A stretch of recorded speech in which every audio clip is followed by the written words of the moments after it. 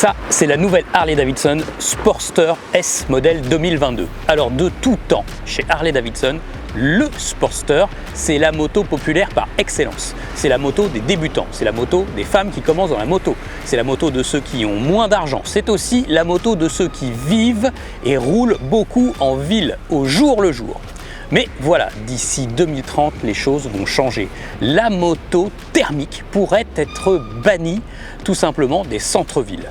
Alors pour pallier à ça, Harley-Davidson a sorti ça.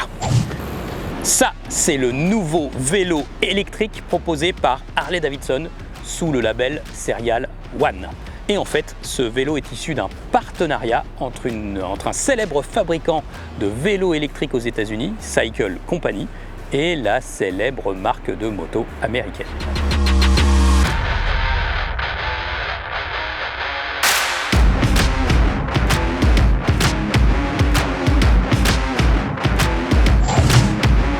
Alors ce vélo électrique proposé par Harley-Davidson possède une autonomie qui varie entre 40 et 160 km suivant les modes choisis et l'usage du vélo. Il a une vitesse maximale de 25 km/h. Suivant les versions, il coûte entre 3 500 €, c'est notre vélo utilisé lors de cet essai, à un peu plus de 5 000 € pour le Rush Speed City, qui est un vrai speed bike et qui dépasse les 50 km/h dans les meilleures conditions. Mais là, mieux vaut avoir vraiment un très bon casque. Le look général de ce vélo est assez réussi, hein. Il est sobre, il est plutôt classe. Ce vélo est orienté City Urban, ça n'est pas un VTT à assistance électrique, il n'est par exemple pas suspendu. Vous aurez remarqué aussi que le marquage Harley-Davidson n'est pas très visible sur ce vélo. Harley-Davidson est resté un peu en retrait. Pas de teinte orange, pas de chrome évidemment, pas de sel marron. Mais par contre, on peut quand même le customiser un peu. Ce vélo est soit fabriqué aux États-Unis, soit à Taïwan, avec des composants annoncés de qualité par la marque Harley-Davidson. Pour cela, nous ne sommes pas des spécialistes, on n'a pas pu vraiment juger. Nous avons juste constaté une finition assez élevée et des petits détails très sympas côté présentation. Mais revenons surtout à la Sportster S, parce que c'est le sujet principal de cet essai. On a gardé le nom Sportster, on a ajouté le S, et en définitive, tout le reste, on l'a mis à la poubelle. Harley-Davidson a fait table rase. Cette nouvelle génération de Sportster S 2022 est trapue, ramassée, large d'épaule, agressive, un vrai pitbull sur deux roues cette nouvelle Sportster S. On remarque tout de même que certains aspects de l'histoire de Harley-Davidson sont quand même présents sur cette moto, notamment au niveau de la partie de la coque arrière, avec ce double échappement relevé, façon flat track, façon XR 750.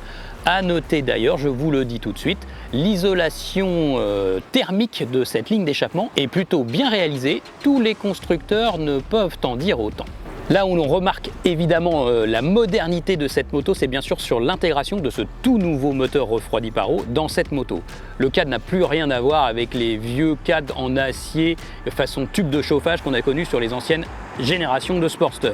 Ici c'est très moderne, un cadre minimaliste, un moteur rentré au chausse-pied, plein de petits tubes qui viennent s'ancrer sur les carters moteurs qui doivent être très rigides. Le moteur joue un rôle rigidificateur et porteur au sein de cette moto. Finalement, l'ensemble est assemblé un peu comme une Ducati moderne ou une KTM de dernière génération. Le train avant de cette moto est vraiment massif, vraiment impressionnant. On découvre aussi un phare à LED horizontal qui diffuse un faisceau assez large, hein, mais pas très profond. Sur les petites routes de nuit, c'est un petit peu pénalisant, hein, mais dès qu'on passe en mode plein phare, ça va quand même beaucoup mieux.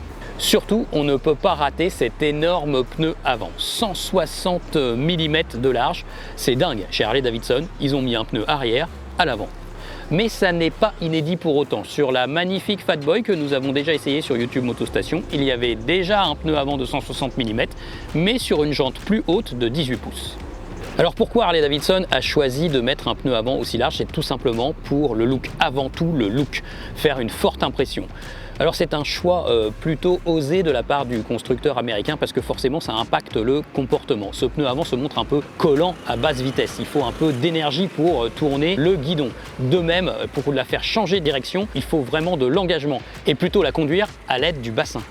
Heureusement, comme toujours chez Dunlop, il y a un profil plutôt arrondi, plutôt progressif. Donc on a une mise sur l'angle qui est quand même assez naturelle et le pneu ne va pas donner un caractère tombant à la moto sur l'angle. Donc ça reste relativement naturel, même s'il faut de l'énergie pour la faire tourner cette moto. À noter que la largeur conséquente va peut-être apporter un avantage en termes de freinage notamment, puisqu'on va élargir la surface de contact au sol et lors des gros freinages appuyés du frein avant, eh bien, ça va porter un peu plus d'adhérence. Côté qualité de pneumatique, ce Dunlop est plutôt correct sur le sec, il apporte suffisamment de confiance. Sur le mouillé, ça pourrait être un petit peu mieux. Évidemment aussi un pneumatique si large, ça va être un pneumatique qui va être avec une construction très renforcée. De fait, on va forcément se ressentir plus les chocs dans le pneu avant avec un pneumatique aussi large, aussi gros. Le problème va aussi se poser lors du changement de ce pneumatique. Pourquoi ? Parce qu'il y a très peu de pneumatiques avant en 160 mm de large. Donc quand il faudra changer, pour le moment en tout cas, le choix c'est Dunlop ou Dunlop. Évidemment, donc ce pneumatique très large va pénaliser un petit peu la prise en main de cette Harley-Davidson Sportster S. Et vous l'aurez compris, ça va dégrader aussi légèrement le confort. Et d'ailleurs, on va basculer tout de suite sur l'une des failles de cette moto, à savoir son confort. Les différentes générations de Sportster n'ont jamais été des modèles connus pour le confort et l'amortissement et la qualité d'amortissement de leur suspension. Donc on en attendait beaucoup de cette nouvelle Sportster S, plus moderne, plus chère, mieux équipée. Malheureusement, les suspensions, elles restent très fermes, trop fermes. Nous les avons desserrées, décomprimées au maximum lors de cet essai et malgré tout, ça tapait et ça talonnait encore. Vraiment, ça c'est regrettable. Par contre, c'est vrai que côté rigueur, là, ça n'a plus rien à voir avec les anciens Sportster. La moto est rigide, la moto freine très bien et freine fort également de l'avant. On n'a plus besoin de freiner de l'arrière comme sur les anciennes Sportster. La géométrie est beaucoup plus moderne. La moto a une tenue de cap impeccable. 80, 90, 130, grande courbe, petite courbe. Elle est plutôt collée par terre par rapport aux anciens Sportster et ne fait pas un effet chamallow. C'est vraiment plus rigoureux, plus moderne et en termes de comportement, ça rappelle un peu une Ducati Diavol par exemple. Malheureusement, la position de conduite n'est pas parfaite non plus. Pied en avant, bras en avant, ça on en a l'habitude sur les customs, mais c'est plutôt le triangle entre guidon, repose-pied et selle qui n'est peut-être pas du meilleur calcul en définitive. Avec mon 1m68 m, j'avais pas trop de mal à poser les pieds au sol, par contre j'étais un peu trop petit, un peu trop court au niveau des bras et des jambes pour aller chercher les commandes. Du coup, j'avais des contractures derrière les cuisses ou au bas du dos. C'est un peu perfectible de ce point de vue-là. La nouvelle Harley-Davidson Sportster S, entre sa prise en main avec son large pneu avant et la fermeté générale de ses suspensions, est une urbaine un peu perfectible. On en attendait mieux. Il faut faire attention au nid de poule. Du coup, le vélo Serial One de chez Harley-Davidson, lui, est vraiment dans son élément. Il est vraiment compatible avec tous les nouveaux aménagements urbains et toutes les pistes cyclables que l'on crée dans toutes les grandes villes. De fait, le Serial One est vraiment adapté à ce qu'on appelle l'écomobilité. Et en plus, évidemment, il fait zéro bruit. Et le bruit, justement, c'est toute la question de cette nouvelle génération de la Sportster S, équipée de son nouveau moteur Revolution Max 1250. Cinématique d'ailleurs très particulière pour cette Harley-Davidson Sportster S au niveau de son démarrage. À froid, le ralenti peut monter très haut. Mais Harley-Davidson, pour ne pas heurter la sensibilité des tympans de tout le voisinage, a mis un système qui permet, en tirant d'un coup sec le levier d'embrayage, d'abaisser considérablement le régime moteur à 1000 tours minute environ. Et elle va chauffer comme ça.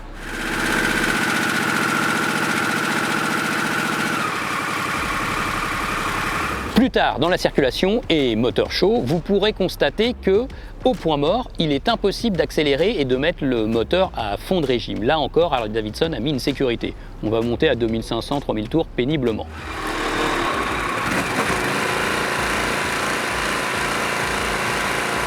Tout cela aussi pour préserver l'environnement urbain et la population d'un vacarme trop prononcé. Vous le voyez, entre l'arrivée du vélo électrique Serial One et le travail sur la pollution sonore de ces nouvelles mécaniques, Harley-Davidson travaille vraiment dans le sens des nouvelles mentalités. D'ailleurs, Harley-Davidson avait commencé à travailler à cela il n'y a pas si longtemps, déjà en limitant réellement la vente des kits stage 1, stage 2, etc. et aussi avec la production de la LiveWire. Ce moteur Revolution Max n'a plus rien à voir avec les anciens moteurs des anciens Sportster qui arboraient de magnifiques ailettes. Ici, refroidissement liquide et des carters moteurs assez musculeux, assez impressionnants. Sur le profil droit, on voit des carters moteurs peints en bronze qui pourraient laisser à penser que c'est un habillage, mais en définitive non, hein, pas de pièces en plastique, ce sont les vrais carters moteurs. Côté gauche, il est vraiment moins gracieux, hein, avec tout ce que l'on retrouve habituellement malheureusement sur les moteurs modernes, c'est-à-dire l'allumage, toutes les durites qui composent le système de refroidissement par eau, l'énorme radiateur omniprésent, c'est quand même moins beau. Ce moteur V-Twin 1252 cm3 refroidi par eau, double arbre-à-cam en tête, distribution variable s'il vous plaît, cote moteur super carré, ça n'est plus un long course. Voilà, ce moteur il est tout nouveau et puis il balaye complètement tout ce que l'on a connu chez Harley-Davidson auparavant. Il est très moderne de fonctionnement également, avec une prise de régime moteur bien plus rapide que les anciens Twin. Il a aussi beaucoup plus de puissance. Ici, on est à 122 chevaux et 125 Nm de couple. Il est commun avec le nouveau gros trail de chez Harley-Davidson, la Pan America, donc il ne manque pas de puissance. Franchement, une Harley-Davidson qui accélère si fort de 80 à plus de 130 km/h, bah, chez un Sportster, on n'a jamais vu ça. La nervosité, c'est très bien. Donc du coup, sur les petites routes pour jouer, c'est vraiment sympa. On a du coffre, on a de l'allonge moteur. Ça, on n'avait pas l'habitude de ça sur les moteurs Sportster. En revanche, pour le cruising, bah là, j'ai été un peu déçu en fait. Il manque de rondeur en bas, il manque de souplesse. On a parfois besoin d'attraper l'embrayage en seconde en ville. C'est un peu dommage. On aurait bien aimé un côté plus souple à bas régime sur ce moteur qui est quand même censé faire de la ville tous les jours. Ce moteur s'accompagne évidemment de toute une nouvelle génération d'aides électroniques, accélérateur électronique ride-by-wire, 3 modes de conduite, 2 modes entièrement paramétrables, sur lesquels on va pouvoir régler par exemple la réponse du moteur, le degré d'intervention du traction control. Ce traction control d'ailleurs fonctionne aussi en prenant en compte la prise d'angle, le freinage c'est également le cas, freinage ABS qui prend en compte le degré d'inclinaison de la moto. Il y a une centrale inertielle, c'est hyper moderne hein, quand même en termes d'électronique. On peut pas mal paramétrer de choses au tableau de bord, c'est vraiment complet. Côté consommation, nous avons relevé entre 5 litres 1 et 5 litres 7 au 100 en attaquant un peu. Et puis on peut se stabiliser aux alentours de toute façon des 5 litres grâce au régulateur de vitesse sur la route par exemple. Affichée à 15 690 €, la Harley-Davidson Sportster S, eh bien, elle ne se donne pas. Elle est fabriquée soit aux États-Unis, soit en Thaïlande. Pourquoi en Thaïlande? Tout simplement pour contourner les taxes qui sévissent entre l'Europe et les États-Unis. Et je vous le donne en mille, évidemment, nous avons les Harley-Davidson thaïlandaises. Heureusement pour nous, cette Harley-Davidson fabriquée en Thaïlande est un peu comme une Triumph, assez irréprochable finalement sur sa qualité de fabrication au premier abord comme ça. Hein. Et d'ailleurs, il y a quand même des aspects pratiques aussi qui ont été soignés, comme sous la selle, on retrouve des connectiques pour directement brancher des équipements chauffants et aussi brancher le chargeur de batterie que l'on peut utiliser lors de l'hivernage de sa moto. On a trop souvent accusé à tort Harley-Davidson d'immobilisme technique, d'immobilisme dans son design. Mais depuis l'arrivée de la Livewire, du vélo électrique, de la nouvelle génération de la Pan America et de cette Sportster S, on peut vraiment dire que le constructeur américain se bouge. Et se bouge vraiment beaucoup, beaucoup plus que d'autres constructeurs. Alors, cette nouvelle Sportster S est-elle vraiment une réussite totale? Ben non, à ce niveau de gamme de prix, bien sûr que non. On peut regretter la trop grande fermeté des suspensions, la position de conduite un peu perfectible, et puis aussi peut-être le manque de rondeur, ça c'est mon avis, du moteur à bas et à mi-régime pour vraiment faire du cruising avec cette moto qui a une philosophie finalement très sportive. Par contre, le bon coup d'Harley-Davidson, c'est d'arriver avec cette nouvelle gamme de vélos électriques. Là, je peux vous dire, c'est vraiment bien joué. Parce que le marché du vélo électrique est très imposant et toujours croissant. Et vous allez voir finalement que tous les autres constructeurs de motos vont s'y mettre. C'est quasi sûr.